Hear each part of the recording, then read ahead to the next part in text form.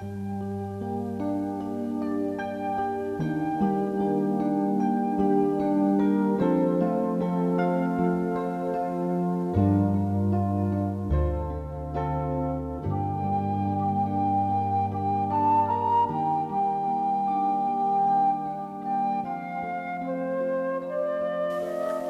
में प्यारे भाई और बहनों, यिर्मयाह नबी का ग्रंथ अध्याय 34 पद संख्या 17।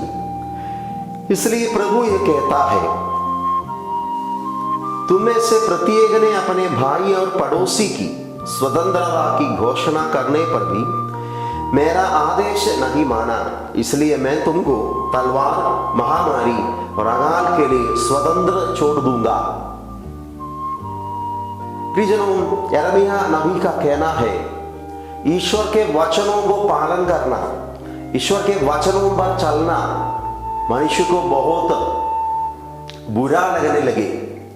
मनुष्य बोलने लगे कि ईश्वर के वचनों को पालन करने से, उसके आज्ञाओं पर चलने से हमारे जीवन में हमारे मनमानी का जीवन हम बिता नहीं पा रहे हैं। हमारी इच्छा के अनुसार करने का, हमारी इच्छा के अनुसार चलने का हमारा हक, हमारा अधिकार ईश्वर ने छीन लिया है। उसके आदेशों को पालन करना हमारे लिए कठिन है।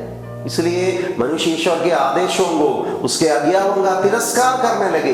और ईश्वर का कहना है, मेरे वचनों को तुमने तिरस्कार किया, हमें फ्रीडम चाहिए बोलकर, हमें स्वतंत्रता चाहिए बोलकर तुमने मेरे वचनों का तिरस्कार किया। आई एम गिविंग यू फ्रीडम, मैं तुम्हें स्वतंत्रता दे रहा हूं। क्या के लिए है? मरने के लिए। I am giving you freedom to die, लिखा हुआ है, मैं तुम्हें स्वतंत्रता दे रहा हूं। महामारी का, तलवार का और अकाल का शिकार बनने का फ्रीडम मैं तुम्हें दे रहा हूं। इन्हीं दिनों में जैसे न्यूज़पेपर में दुनिया में जो कोविड बीमारी के वजह से जो तकलीफ हो रहे हैं, उसके विषय में हम खबर सुनते हैं। एक देश के विषय में है, एक देश में जैसे महामारी फैल रहे थे, अनेक लोग बीमार हो गए, तो सरकार ने लॉकडाउन की घोषणा किया। लॉकडाउन की घोषणा किया।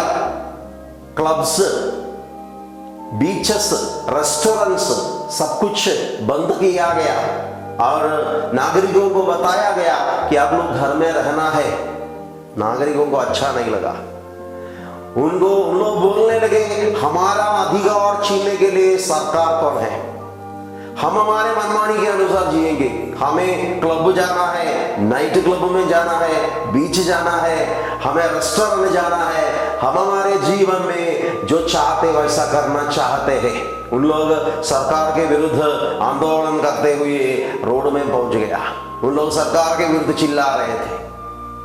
प्रियजनों, एक जनता को, उनके जीवन को बचाने के लिए वो सरकार ने लॉकडाउन की घोषणा किया था। लेकिन जनता, कुछ नागरिकों का कहना है, हमारे अधिकार, स्वतंत्रता सरकार हमसे छीन रहे हैं। प्रियजन, उन लोग क्या मांग रहे थे? उन लोग मांग रहे थे, we want freedom to die, हमें मरने का स्वतंत्रता चाहिए, हमें मरने का स्वतंत्रता चाहिए। आज वो देश का हाल बहुत बुरे है। अनेक लोग मर चुके हैं, अनेक लोग बीमार हो गए हैं। एक्चुअली वो जनता क्या मांग रहे थे? सरकार के आदेशों का तिरस्कार करते हुए उन लोग मरने का अधिकार मांग रहे थे, स्वतंत्रता मांग रहे थे। प्रियजनों, एक राष्ट्र में यदि सरकार के आदेशों का तिरस्कार करने से जनता मृत्यु की ओर यदि जा रहे हैं, सर्वशक्तिमान ईश्वर के वचनों का तिरस्कार करने से प्रियजनों मृत्यु की तरह अधिक मात्रा में हमारे जीवन में आने की संभावना है। सर्वशक्तिमान के वचनों का तिरस्कार करने से वही लिखा हुआ है, यदि तुम मेरे वचनों का तिरस्कार करते हुए मनमानी का जीवन बिताना चाहते हो तो आई एम गिविंग यू फ्रीडम, मैं तुम्हें स्वतंत्रता दे रहा हूं। तलवार का, महामारी का, अकाल का शिकार बनने का स्वतंत्रता मैं तुम्हें दे रहा हूं। I am giving you freedom to die, I am giving you freedom to die.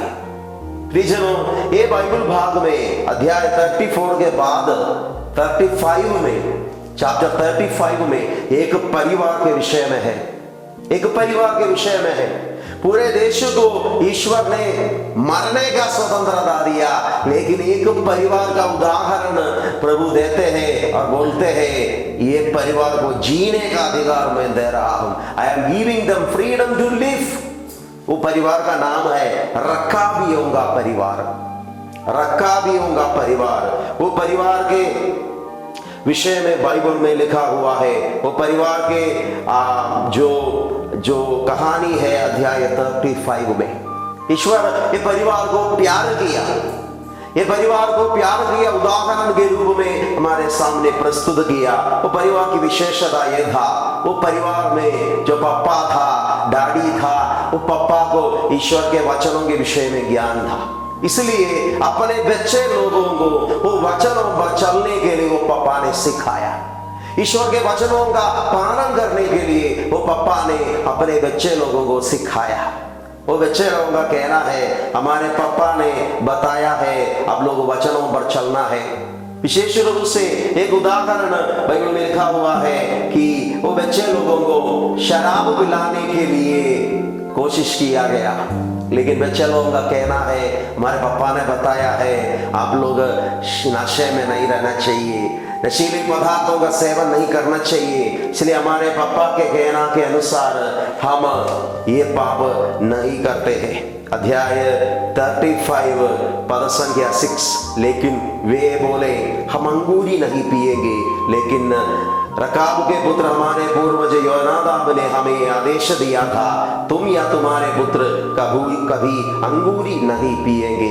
नशे से दूर रहना है, हमारे पापा का आदेश है, हम ये पापा के आदेश को पालन कर रहे हैं, हमारे परिवार में कोई नशा नहीं करते हैं। इसलिए बाइबल में लिखा हुआ है अध्याय 35 पद संख्या 35 का 19 में वचन है, इसलिए ईश्वर का प्रभु इस्राएल का ईश्वर कहता है रकाब के पुत्र योनादाब को मेरी सेवा करने वाले वंशज का कभी अभाव नहीं होगा।